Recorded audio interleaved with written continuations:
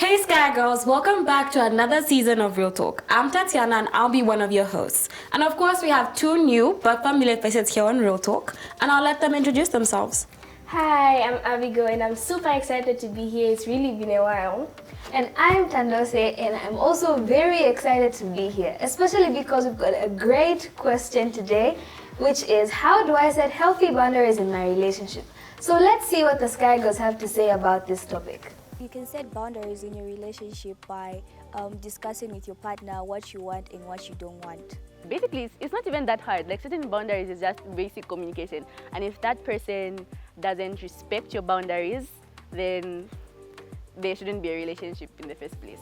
I agree with our Sky sister. It's very important to know your do's and your don'ts in your relationship. What do you think, Tatiana? I think let's start off with what are boundaries? What does it mean to have boundaries? I feel like boundaries are limits that you set for yourself in a relationship. Something that helps you to do what you like and what you don't like. Yeah, and most of the times I'm pretty sure we're all not comfortable with people crossing our lines, crossing our boundaries, and it all deals with mutual respect. You need to respect each other and respect the other person so that you guys can have, a clear ground and, just be within each other's boundaries. Yeah. Do you guys know any of your boundaries? Like what boundary, like, okay, I can never cross this boundary. For me, this should never happen in my relationship. Or we'll have to talk about such things.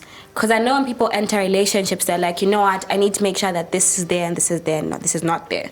So do you guys have any Nintendo say? I do have boundaries, but then they're not necessarily broad because I'm a person who's usually on my own. I'm usually by myself. I'm not really good at associating.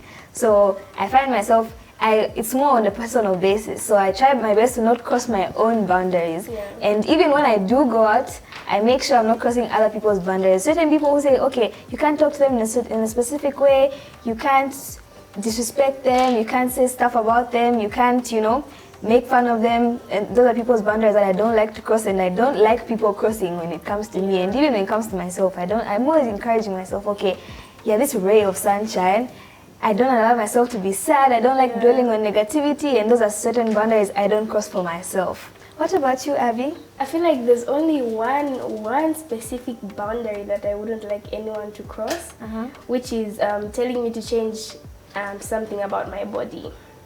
Because if you tell me something like that, then you're basically body shaming me, and I don't like that. You're bullying me. Like, what do you mean I should change something about my body? Yeah. Because the first time, the reason why we're together is because you love me for me. So why are you going to tell me to change something about myself? Yeah. I think, what kind of boundaries have I set over time? Don't disturb me when I'm working or I'm studying. That's a huge one for me. I think even the same thing as Abigail has mentioned. Yeah. Don't then ask me to change qualities. Or, of course, I always say, oh, no, I don't like it when you speak over me. But, like, deep qualities about myself. Like, oh, I think you talk too much. Yeah. Oh, I think you wear too much makeup. Oh, I don't like it when you wear wigs. Oh, I don't like... I think such things then actually go to the core of who you are. And I think it goes back to staying true to yourself. Yeah. Because these things are who you are as a person. So allowing another person to then come into your life and then tell you change this, is then driving from the fact that, okay, now I am not staying true to myself.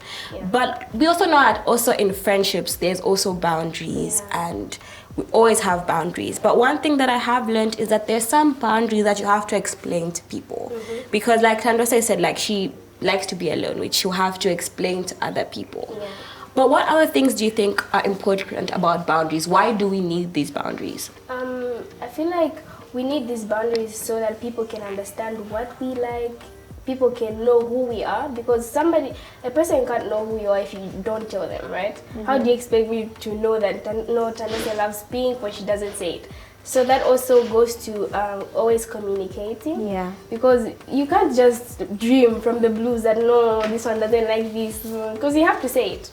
Yeah. Open and honest communication is a very, very big quality of setting each other's boundaries and, adhering to those limits. And also, I feel like respecting each other's boundaries is a form of self-care, right? Yeah. Like, you even have some peace, some mental peace when you're just having a normal and healthy friendship or relationship, and it's good for both parties, good for your growth, good for your development personally and interpersonally, and just on a social kind of level.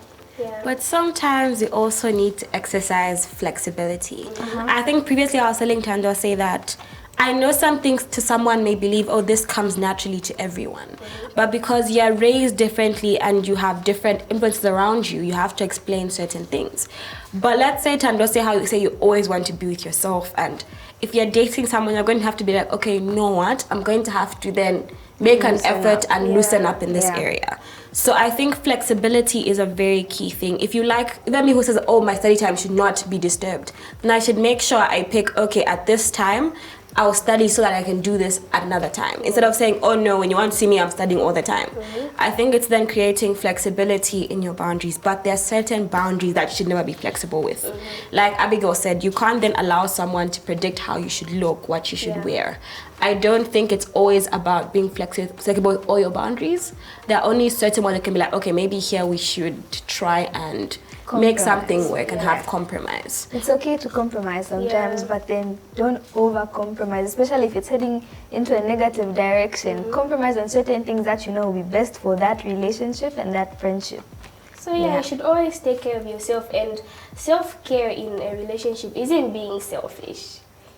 That just means you're prioritizing yourself. You always have to look out for yourself. You just don't have to do things to impress others, but yourself as well. Yeah. Okay guys, I think we've had a great discussion. Girls, I know that setting boundaries isn't always easy, but if you have mutual respect, if you have open communications and staying true to yourself, it becomes way easier. And always remember that setting boundaries is a form of self-care. Thank you so much for tuning in, but from us right now, it's bye!